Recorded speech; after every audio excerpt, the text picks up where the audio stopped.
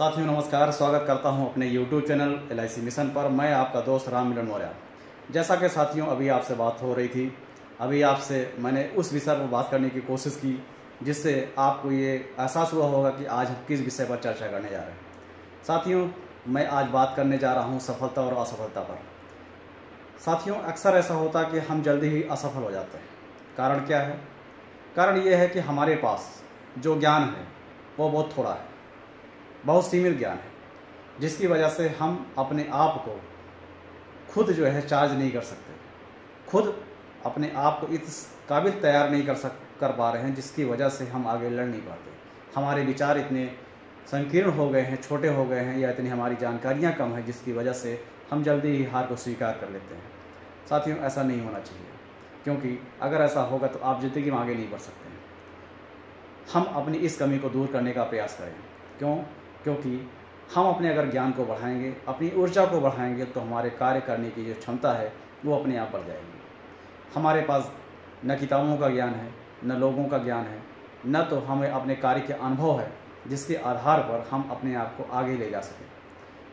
खाली समय में मैं कहता हूँ सारे ऐसे लोगों से जो फील्ड में काम करते हैं, जो सेल्स में काम करते हैं, उनके पास ज्ञान जरूर होना चाहिए। खाली समय में अपने आप को किताबों के बीच देखिए।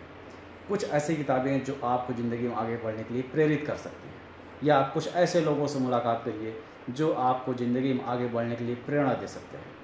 अक्सर होता क्या है कि हमारे पास इस तरीके के न लोग हैं, न हमारे पास किताबें हैं। हर चीज़ हमें महंगी लगती है। जब भी हम अच्छी किताब खरीदने की बात करेंगे तो हमें लगता है कि ये किताबों की आवश्यकता नहीं, लेकिन पैसा चाहिए। होता क्या है कि जब पैसा चाहिए तो पैसे को अगर आप थोड़ा सा खर्च नहीं करेंगे तो पैसा आपके पास और बढ़ के भी नहीं आएगा। इसलिए किताबों को पहले आप पढ़ना शुरू करिए, ताकि आप लोगों पर इसको ध्यान लगा सकें कि वास्तव में हमें करने की क्या ज़रूरत है, या हमारी कमी कहाँ पर जिस पे मैं अपने इस कार्य को आगे नहीं बढ़ा पा रहा हूँ। या ऐसे लोगों को सुनिए, या ऐसे लोगों से मुलाकातें करिए जिनके पास पॉजिटिव एनर्जी है।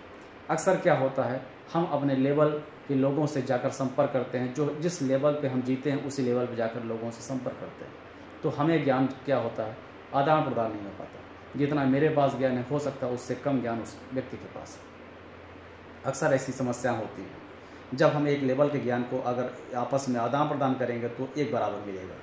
कहते हैं ना, 1 रुपया आप हमको दें और 1 रुपया मैं आपको दूँ, तो सीधी सी बात है कि 1 ही रुपया दोनों लोगों के पास होगा। लेकिन अगर हम 1 रुपया उस व्यक्ति से ले लें और उसको न दें, तो सीधी सी बात है वो 1 रुपया हमारे पास अब 2 हो जाएगा। होता क्या है कि हम ज्ञान को कहीं से लेने का प्रयास नहीं करते, या अपने आप को इस तरीके से व्यस्त नहीं करते जिससे हम अपने आप से भी कुछ सीख सकें। ऐसी गलती हमेशा सेल्स में होती रहती है, और हम दूसरों को देखते रहते हैं, दूसरों को जज करते रहते हैं कि यह व्यक्ति तो सफल हो गया, लेकिन मैं क्यों नहीं हो पा रहा। हम अपने आप को एनालिसिस नहीं करते, अपने आप पर विश्लेषण नहीं करते, जिसकी वजह से हमें लगता है कि मैं जैसा चल रहा हूँ वैसे ही चलूँगा, आगे कुछ विशेष नहीं कर पाऊँगा। अपने आप से एक घृणा सी होने शुरू हो जाती है जब हम असफल होते जाते हैं।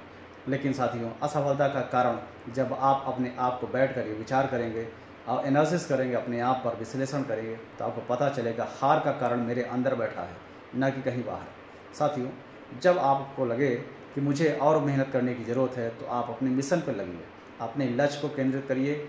चाहे वो 1 दिन का लक्ष्य हो, चाहे 1 हफ्ते का लक्ष्य हो, 1 महीने का लक्ष्य हो, या 1 साल का लक्ष्य हो, या आने वाले 5 साल का लक्ष्य हो। जैसा समय हो वैसा लक्ष्य निर्धारित करिए, क्योंकि लक्ष्य आपके समय सीमा के आधार पर होना चाहिए।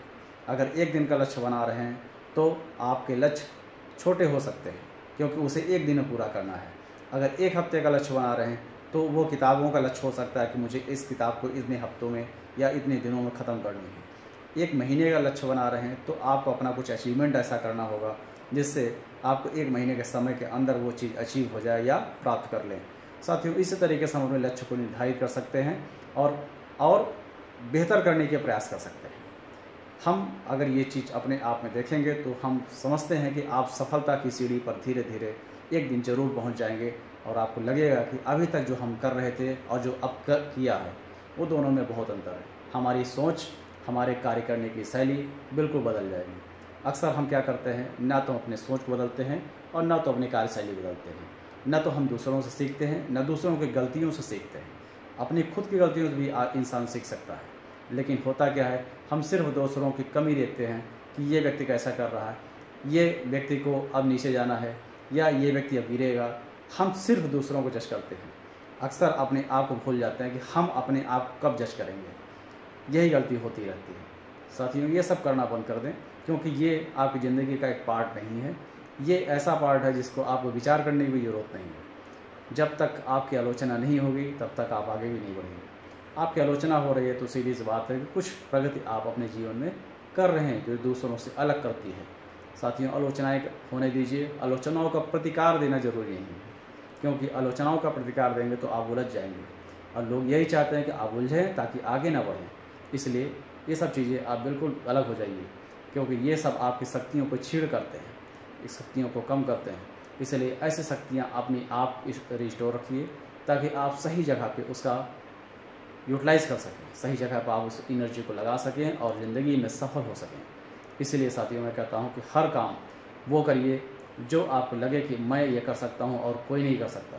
आप निश्चित तौर से सफल हो जाएंगे। मैं अपनी बातों को यहीं पर आपको रोकता हूँ, और आप इस बात से आप सहमत ज़रूर होंगे कि मैं जो कहना चाह रहा हूँ आप उसे अप्लाई करें और आगे बढ़ें। धन्यवाद।